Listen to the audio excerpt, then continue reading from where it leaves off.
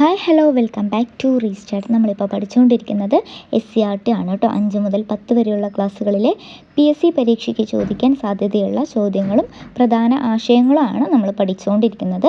ഇന്ന് നമ്മൾ ചർച്ച ചെയ്യാൻ പോകുന്നത് ചലനവുമായി ബന്ധപ്പെട്ട കുറച്ച് കാര്യങ്ങളാണ് കേട്ടോ. ഫിസിക്സിലെ 6ാമത്തെ ക്ലാസ്സാണിത്. നമ്മുടെ ചുറ്റുപാടിലുള്ള എല്ലാ വസ്തുക്കളിലും എന്തുണ്ട്? ചലനം നമുക്ക് കാണാൻ പറ്റുന്നുണ്ട് അല്ലേ? ഒരു വസ്തു ഒരു സ്ഥാനത്ത് നിന്ന് മറ്റൊരു സ്ഥാനത്തേക്ക് മാറുന്നതാണ് ചലനം. അതെല്ലാവർക്കും അറിയാം. ചലനത്തിൻ്റെ വ്യത്യസ്ത തരങ്ങളും അവയുടെ ഉദാഹരണങ്ങളും PSC പരീക്ഷയിൽ പലപ്പോഴും ചോദിക്കാറുണ്ട്. അതുകൊണ്ട് തന്നെ നമുക്ക് ഈ ഒരു ചലനവുമായി ബന്ധപ്പെട്ട കുറച്ച് കാര്യങ്ങളാണ് ഇന്ന് നമ്മൾ ഡിസ്കസ് ചെയ്യാൻ പോകുന്നത്. അപ്പോൾ ക്ലിയർ അല്ലേ? അപ്പോൾ ക്ലാസ്സിലേക്ക് പോവാം. അപ്പോൾ ആദ്യം തന്നെ ചോദിക്കുകയാണ്, എന്താണ് ചലനം? നമ്മൾ നേരത്തെ പറഞ്ഞത് തന്നെയാണ്, ഒരു വസ്തു ഒരു സ്ഥാനത്ത് നിന്ന് മറ്റൊരു സ്ഥാനത്തേക്ക് മാറുന്നതാണ് ചലനം. നമ്മുടെ ചുറ്റുപാടിലുള്ള എല്ലാം ഏതെങ്കിലും രീതിയിൽ എന്ത് ചെയ്യാറുണ്ട്? ചലിക്കാറുണ്ട്. അപ്പോൾ ഈ ചലിക്കുന്ന രീതിയെ ആശ്രയിച്ചിട്ട് ചലനങ്ങളെ പല തരങ്ങളായി തിരിക്കാം. ഏതൊക്കെ ചലനങ്ങൾ നിങ്ങൾക്കറിയാം? ഭ്രമണചലനം, പരിക്രമണ ചലനം, നേർരേഖാ ചലനം, വർത്തുള ചലനം, ഇതൊക്കെ കേട്ടിട്ടുണ്ടോ? അപ്പോൾ ഇതിനെക്കുറിച്ചൊക്കെയാണ് നമ്മൾ ഇന്ന് പഠിക്കാൻ പോകുന്നത്. അപ്പം ഞാൻ നിങ്ങളോടൊരു കാര്യം ചോദിച്ചോട്ടെ, ഭൂമി ചലിക്കുന്നുണ്ടോ? ഉണ്ട് അല്ലേ? ഭൂമി ഭ്രമണവും പരിക്രമണവും ചെയ്യുന്നുണ്ട്. അപ്പോൾ ഇതൊക്കെ ഒരു ചലനം തന്നെയാണ്. ഭ്രമണം, പരിക്രമണം എന്നൊക്കെ പറയുന്നത് ചലനം തന്നെയാണ്. അപ്പോൾ എന്താണ് ഈ ഭ്രമണം, അതായത് റൊട്ടേഷൻ എന്ന് പറയുന്നത് എന്താണ്? ഒരു വസ്തു സ്വന്തം അച്ചുതണ്ടിൽ ചുറ്റുന്ന ചലനമാണ് എന്ത് പറയുന്നത്? ഭ്രമണം എന്ന് പറയുന്നത് കേട്ടോ. ഒരു വസ്തു സ്വന്തം അക്ഷത്തെ അടിസ്ഥാനമാക്കിയുള്ള ചലനമാണ് ഭ്രമണം അഥവാ റൊട്ടേഷൻ. ഫോർ എക്സാമ്പിൾ, ഭൂമിയുടെ സ്വയം ചുറ്റൽ അല്ലേ? ഭൂമി ഭ്രമണം ചെയ്യുന്നു എന്ന് നമ്മൾ പറയാറുണ്ട്. ഭൂമി സ്വയം കറങ്ങുന്നു.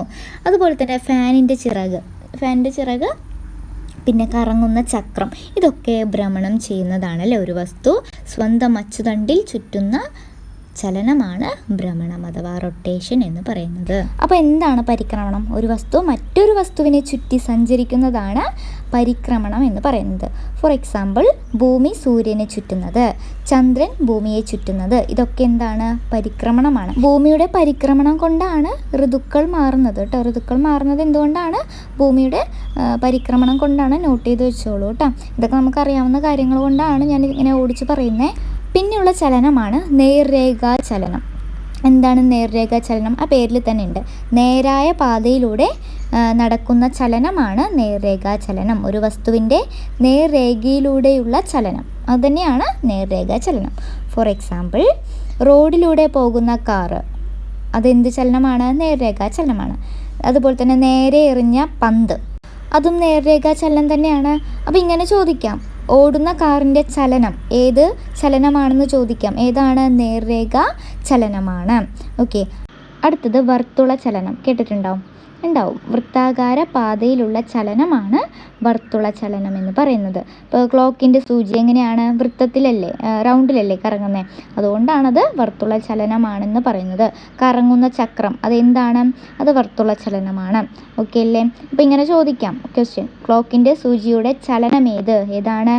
വർത്തുള ചലനം അഥവാ വൃത്തീയ ചലനം. രണ്ടും അങ്ങനെയും പറയാം കേട്ടോ. വൃത്തീയ ചലനം എന്നും വർത്തുള ചലനം എന്നും പറയുന്നുണ്ട്. അടുത്ത ചലനമാണ് ദോലനം കേട്ടോ.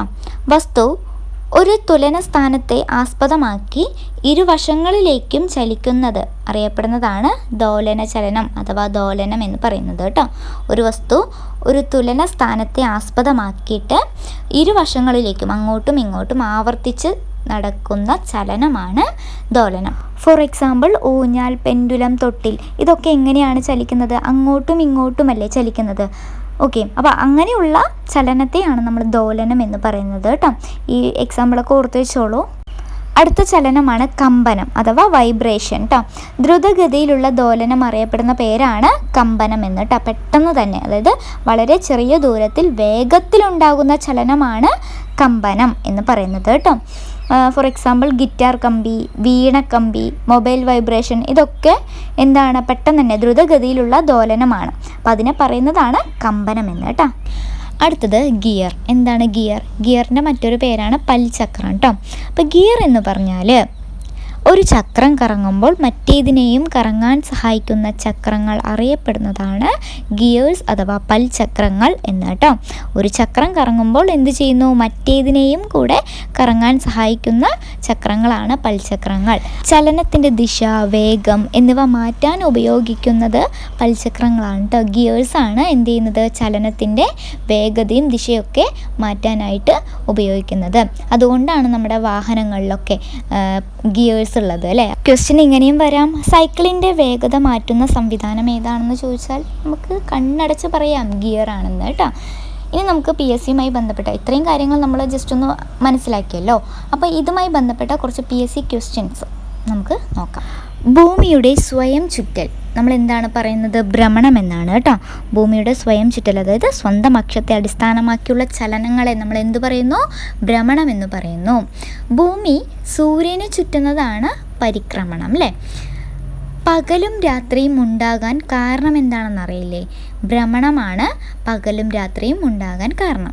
ഇനി ഋതുക്കളുടെ മാറ്റത്തിന് കാരണമായിട്ടുള്ള മാറ്റം എന്താണ്? അത് പരിക്രമണമാണ് കേട്ടോ. പരിക്രമണമാണ് ഋതുക്കളുടെ മാറ്റത്തിന് കാരണം. ജസ്റ്റ് അത് പഠിച്ചപ്പോൾ ഇതും കൂടെ പഠിക്കുന്നു അല്ലെങ്കിൽ പറയുന്നു എന്നേ ഉള്ളൂ കേട്ടോ. ഊഞ്ഞാലിൻ്റെ ചലനം, അങ്ങോട്ടും ഇങ്ങോട്ടുമുള്ള ചലനം നമ്മൾ എന്ത് പേരിലാണ് പറയുന്നത്? ദോലനം എന്നാണ് കേട്ടോ. അടുത്തത് ഗിറ്റാർ കമ്പിയുടെ ചലനം എന്താണ്? കമ്പനമാണ് കേട്ടോ. ഗിറ്റാർ കമ്പിയുടെ ചലനം എന്താണ്? കമ്പനം. അതായത് ദ്രുതഗതിയിലുള്ള ദോലനം അറിയപ്പെടുന്നതാണ് കമ്പനം. ഫാനിൻ്റെ ചിറകിൻ്റെ ചലനം അതെന്താണ്? അത് ഭ്രമണമാണ് കേട്ടോ. ഫാനിൻ്റെ ചിറകിൻ്റെ ചലനം ഭ്രമണമാണ്. ക്ലോക്കിൻ്റെ സൂചിയുടെ ചലനം എങ്ങനെയാണ്? സൂചി കറങ്ങുന്നത് വർത്തുള ചലനം അഥവാ വൃത്തീയ ചലനമാണ് കേട്ടോ. നേരായ പാതയിലൂടെയുള്ള ചലനം അതെന്താണ്? നേർരേഖാ ചലനമാണ്.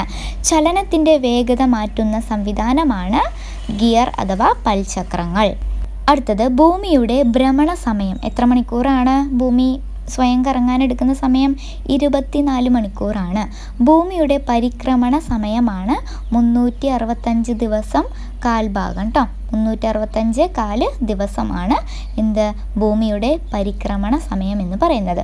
ഫാനിൻ്റെ ചിറക് ഏത് തരത്തിലുള്ള ചലനമാണ്? വീണ്ടും അത് തന്നെയാണ് ഭ്രമണം.